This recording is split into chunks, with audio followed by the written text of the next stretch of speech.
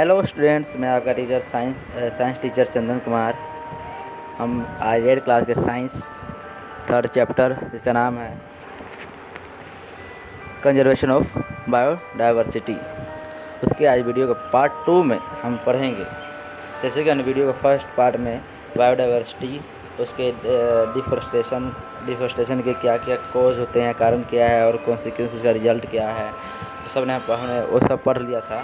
वैसे ही आज हम पढ़ेंगे वाइल्ड लाइफ के बारे में कि जो एनिमल्स यानी जो species in danger of extinction, यानी the species in danger of extinction मतलब होता है कि जो स्पेसीज जो जीव जंतु है वो सभी जो डेंजर में है, जो ख़त्म होने के कगार पे है, उसके बारे में आज पढ़ेंगे। तो ज़्यादा टाइम ना लेते हम वीडियो को स्टार्ट करते हैं। चलिए।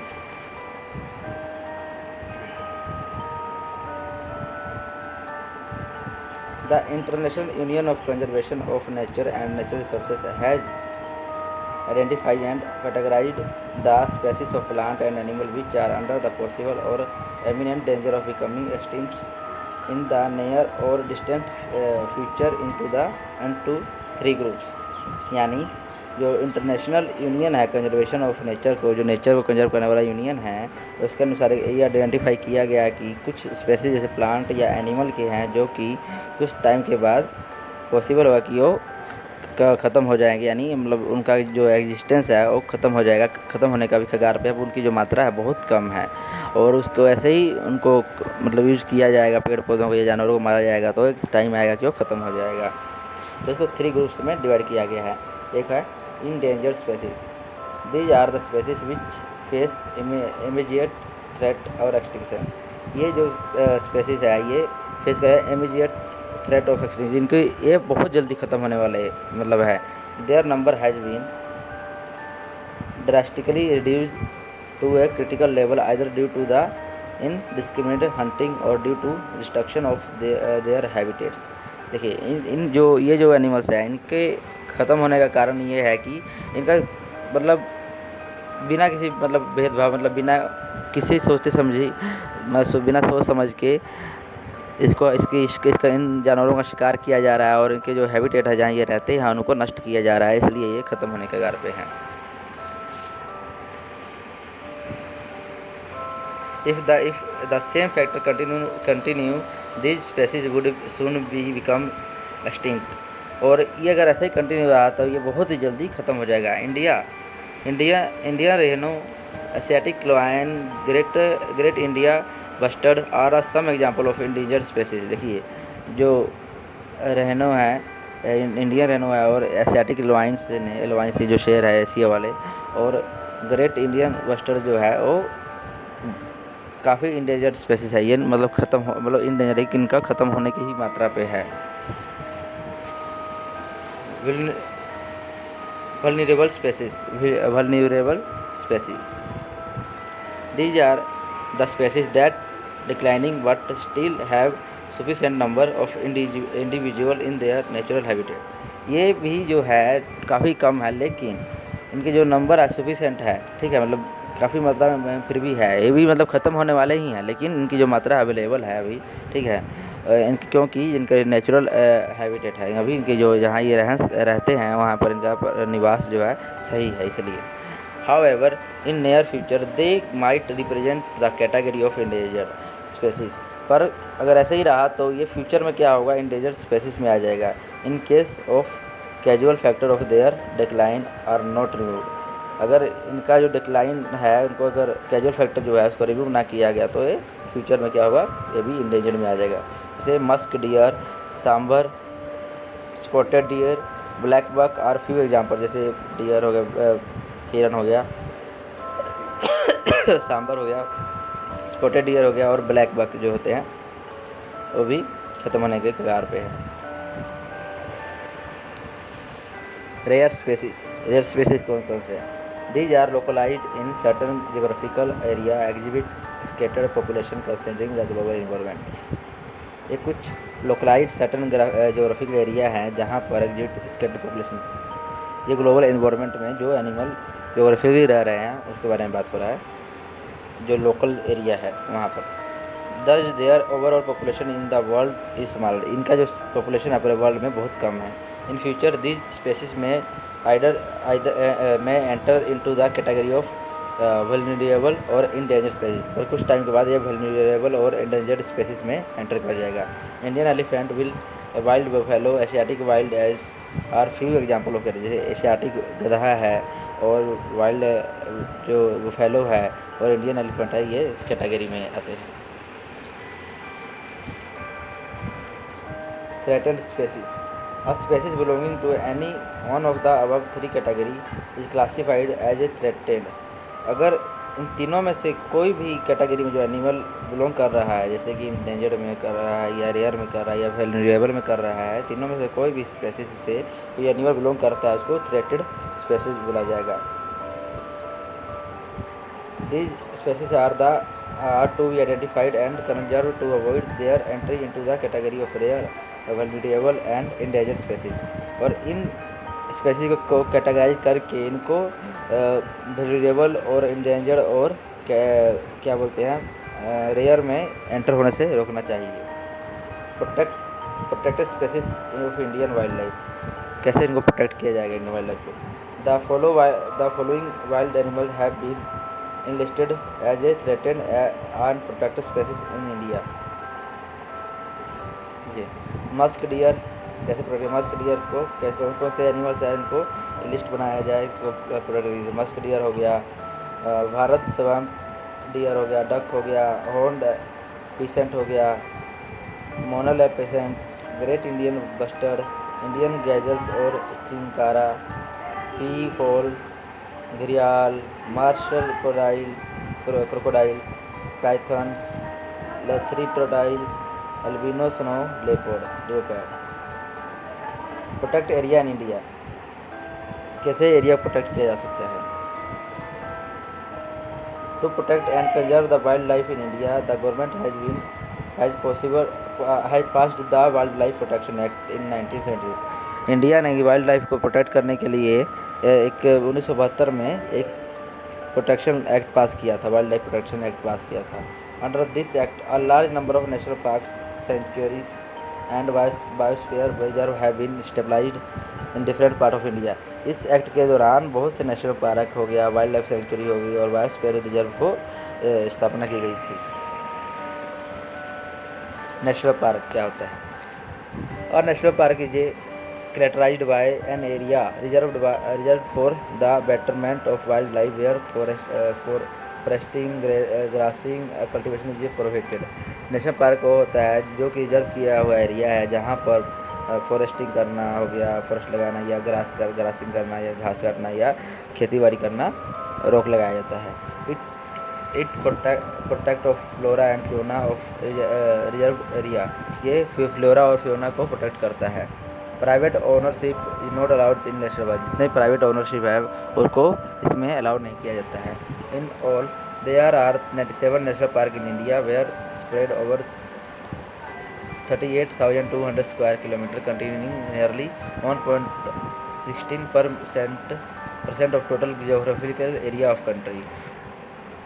इंडिया में 97 नेशनल पार्क है जिसका जो 38,200 किलोमीटर तक इसका एरिया है, जो कि इंडिया के जो जोग्राफिकल एरिया है उसका 1.16% है।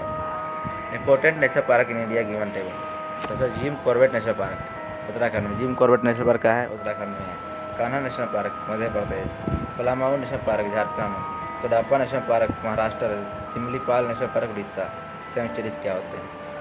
Centuries a wild life sanctuary is a aimed at protecting a wild life animal in wild life. देखिए वाइल्ड लाइफ एनिमल को प्रोटेक्ट करने के लिए, वाइल्ड एनिमल को प्रोटेक्ट करने वाइल्ड लाइफ सेंचुरी बनाया गया था। In a wild life sanctuary cutting of trees for timber and other products is permitted to private operators with specific instruction to ensure that well being we wild animal does not suffer. देखिए इसमें क्या होता है, जो private company होते हैं product बनाने के लिए उनको ट्री काटने के लिए अलो किया जाता है, लेकिन इस शर्त पर कि जो वाइल्ड लाइफ एनिमल है उनको कोई मतलब मुश्किल या सफ़र ना करना पड़े, कोई मतलब मुश्किल का सामना ना करना पड़े। At present in India 508 sanctuary in India. At present जो है इंडिया में 508 सेंचुरी है। Name of the important sanctuary are given. Bharatpur bird sanctuary कहाँ है? राजस्थान में। भरतपुर बर्ड सेंचुरी राजस्थान में। Kaziranga wild life sanctuary Assam. Sultanpur lake bird sanctuary Haryana. Bandipur wild life sanctuary Karnataka. Periyar wild life sanctuary Kerala.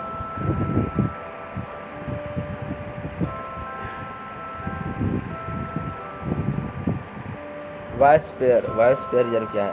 Biosphere reserve is designed to provide protection to wild flora and fauna. जो flora और fauna को protection के लिए provide किया जाता है, ठीक है, इसलिए डिजाइन किया गया। The domesticated animal and plant as well as to be traditional life style of tribals of the area. इसमें क्या है? डोमेस्टिकेटेड एनिमल जितने भी डोमेस्टिक जो एनिमल होते हैं और प्लांट है उनको ट्रेडिशनल लाइफ स्टाइल और ट्राइबल ऑफ एरिया को प्रोवाइड किया जाता है, ठीक है। At present there are 14 biosphere reserve in India. India में अभी 14 बायोस्फीयर्स हैं।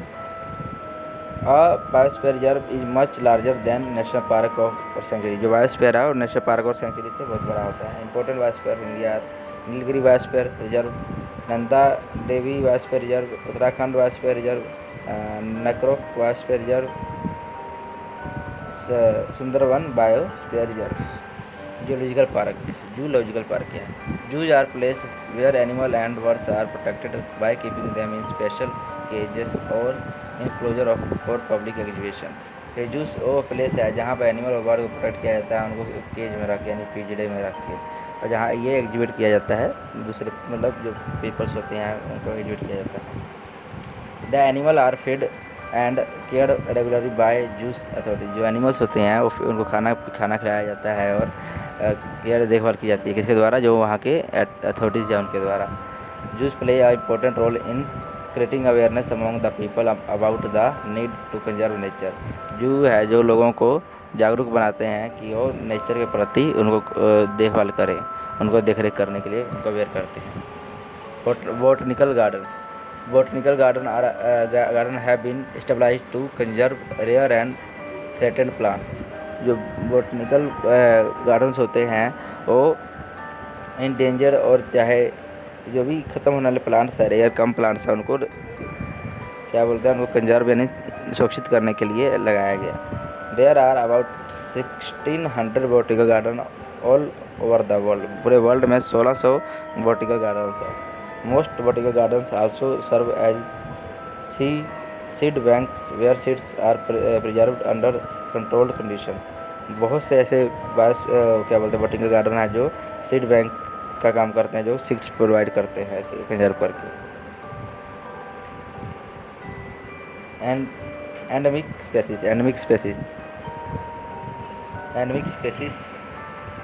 species are those which remain confined to a specific geographical area. Endemic species are not naturally found anywhere else. Peacock, the national bird of India, in endemic to India. जो peacock है national bird है India का, endemic to India, ठीक है। यानी anaemic का जो anaemic species का मतलब होता है कोई भी ऐसा एनिमल या बर्ड हो गया या प्लांट हो गया किसी एक जोग्राफिकल एक अच्छे से, जैसे मान लीजिए बिहार हो गया, बिहार के एक पेड़ जो ज़्यादा पाया जाता हो, जो उसको रिप्रेजेंट कर रहा है, जो उस स्टेट को या उस एरिया को रिप्रेजेंट करता है, उसको जोग्राफिकल बोलते हैं, टैग दिया जाता है, जोग्राफिकल एरिया बोला जाता है। तो उसी तरह एनिमिक स्पेसीज वो है जो कि रिप्रेजेंट करता है एक जोग्राफिकल एरिया को, ठीक है। तो इसी तरह क्या है, जैसे पीकॉक है, पीकॉक इंडिया का रिप्रेजेंट करता है एंडेमिक टू इंडिया, ठीक है। The Indian biodiversity is very rich as far as endemic animal and plant are concern. जो इंडियन जो बायोडाइवर्सिटी है वह बहुत रिच है और एंडेमिक एनिमल और प्लांट से भरपूर है, जो कि यहाँ कंसर्न है।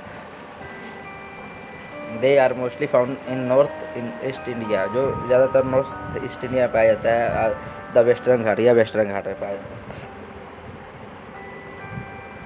North west Himalaya and the Andaman and Nicobar, और नॉर्थ वेस्ट हिमालय और अंडमान निकोबार में भी पाया जाता है। Some species endemic to India, जैसे lion tailed macaque, lion tailed macaque Western Ghat में पाया जाता है। Malabar parakeet, Malabar parakeet Malabar region में पाया जाएगा। नीलगिरी लंगूर नीलगिरी हिल्स में पाया जाता है। नीलगिरी थार नीलगिरी हिल्स में पाया जाता है। नीलगिरी थार से नीलगिरी हिल में पाया जाएगा। ग्रेट इंडियन वेस्टर्न हो गया।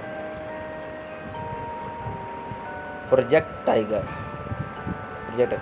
Tiger conserve program was initiated in 1973। जो प्रोजेक्ट टाइगर है वो 1973 में शुरू किया गया था for purpose of saving the tiger population for extinction in India. जो कि टाइगर की पॉपुलेशन है उसको ख़त्म होने से बचाने के लिए प्रोजेक्ट टाइगर 1973 में शुरू किया गया था।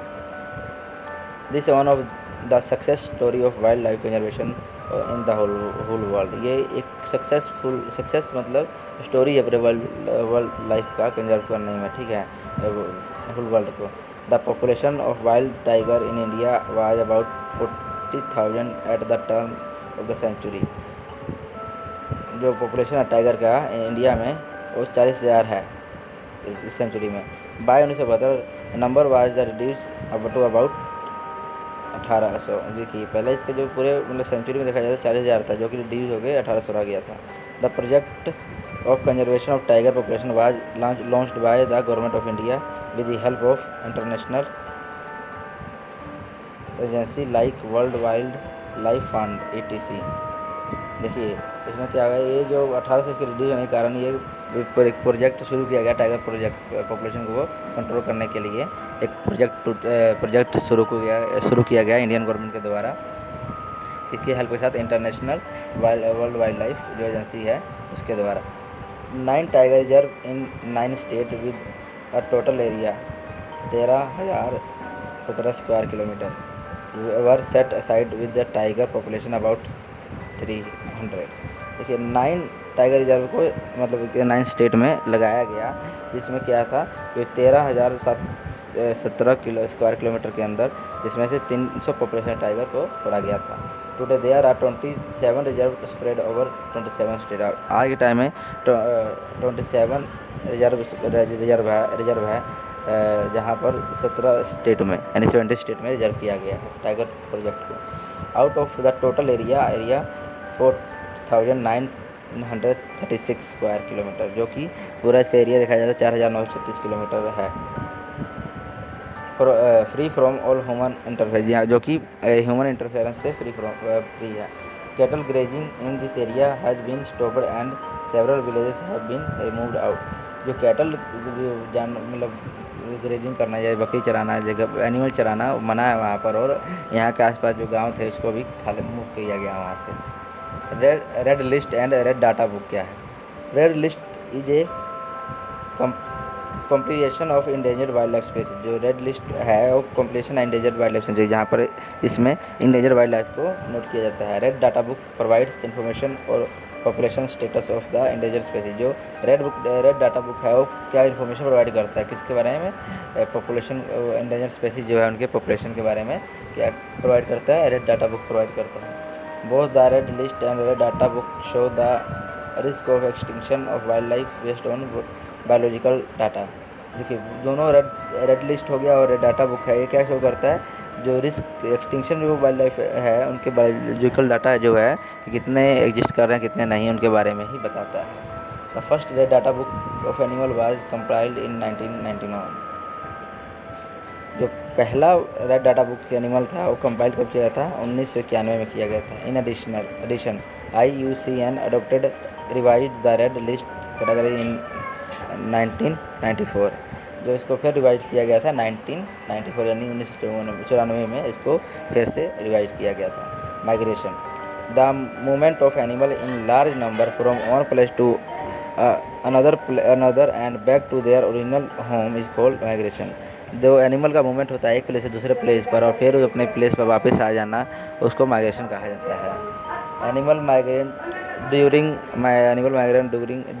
Winter and breeding season. जो एनिमल माइग्रेंट है वो कब होता है? विंटर में या ठंडी के मौसम, या उसका जब ब्रीडिंग होता है, जब बच्चे पैदा करता है उस टाइम माइग्रेट करता है। When the condition become favourable the animal return home. जब ये जो वेदर का कंडीशन जो है और उनके फेवरेबल होते हैं, जो मतलब उसके रहने लायक होता है, फिर वो रिटर्न हो जाते हैं हम होम पे अपने। Birds migrate to find plenty of food and escape inhospitable climate. जो बर्ड्स होते हैं वो माइग्रेट करते हैं प्लेंटी मतलब खाने के लिए और अपने हॉस्पिटेबल रहने लायक क्लाइमेट में। Birds are well known of their long migratory flights. Bird इसलिए भी जाना जाता है कि वो काफ़ी दूर तक माइग्रेटरी फ्लाइट मतलब उड़ सकता है। The Arctic tern is a sea bird which travel from the North pole to south Pole each year. Arctic tern जो है कि एक सी बर्ड है जो कि ट्रैवल करता है north pole to south pole हर साल। Siberian cranes travel long distance and come to Indian during winter. जो साइबेरियन क्रेन्स है वो ट्रैवल करते हैं, लोग बहुत लंबा डिस्टेंस ट्रैवल करते हैं और एक कम हो जाते हैं इंडिया में कब विंटर के टाइम में इंडिया में वापस आते हैं। Eels which live in fresh water to go to sea to lay their eggs. जो ईल्स होते हैं वो फ्रेश वाटर में रहना पसंद करते हैं और वही अंडे देने के लिए वहाँ जाते हैं। After hatching of the young ones eels return to the fresh water river again. अगर बच्चे देने के बाद ये फिर अपने फ्रेश वाटर में वापस आ जाते हैं।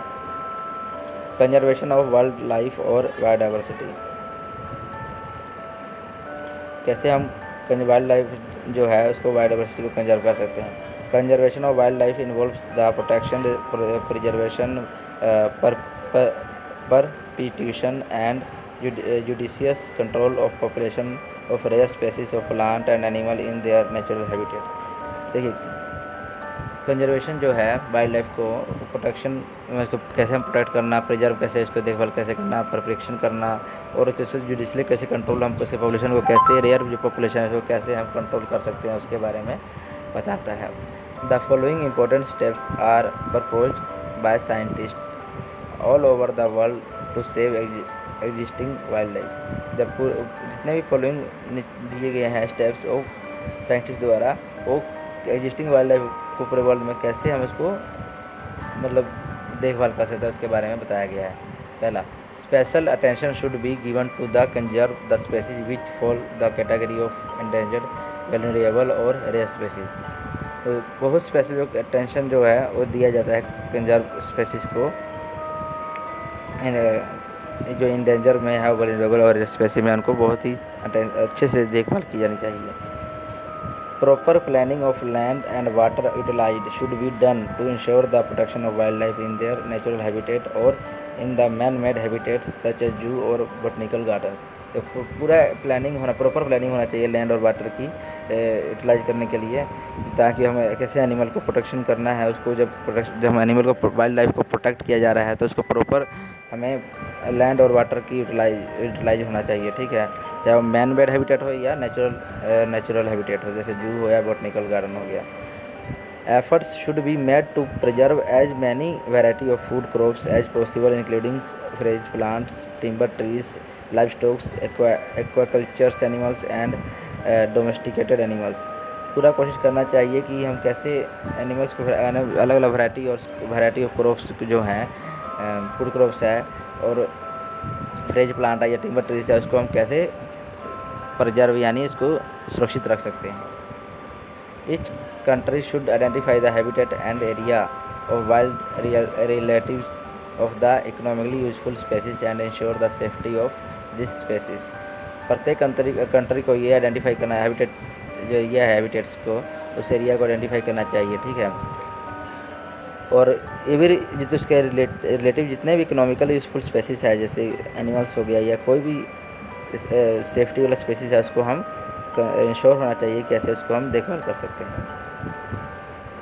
Wild life century and national park should be made keeping in mind the feeding breeding environment needs of species concern. जो वाइल्ड लाइफ सेंचुरी या नेशनल पार्क है उसमें उनके देखभाल के साथ साथ उनको फीडिंग के लिए खाने के लिए और ब्रीडिंग एंड बच्चे पैदा करने के लिए और सब इन्वायरमेंट की उनको नीड होती है सब प्रोवाइड कराना पड़ेगा। Alternative measure should be adopted to allow the survival of species being exploited by country और अ कम्युनिटी और अ इंडस्ट्री। तो जितने भी अल्टरनेटिव मेजर है जो उसको अडॉप्ट करना चाहिए, कैसे उसको सर्वाइव करवाना है और उसको एक्सप्लॉइट से बचाना है कम्युनिटी और इंडस्ट्री से। The protect of wild plant and animal being used of international trade should be allowed only at travel which would be endangered not related wildlife। जो वाइल्ड प्लांट्स हो गए, ठीक है, जंगली प्लांट्स हो गया, एनिमल हो गया, उनको इंटरनेशनल ट्रेड जो है, जो जितने भी इंटरनेशनल ट्रेड होते हैं उनको अलो कर देना चाहिए, ताकि उनके जितने उनके जो लेवल है जो इंडेंजर के उसको मतलब इंडेंजर लेवल को से रोका जा सके।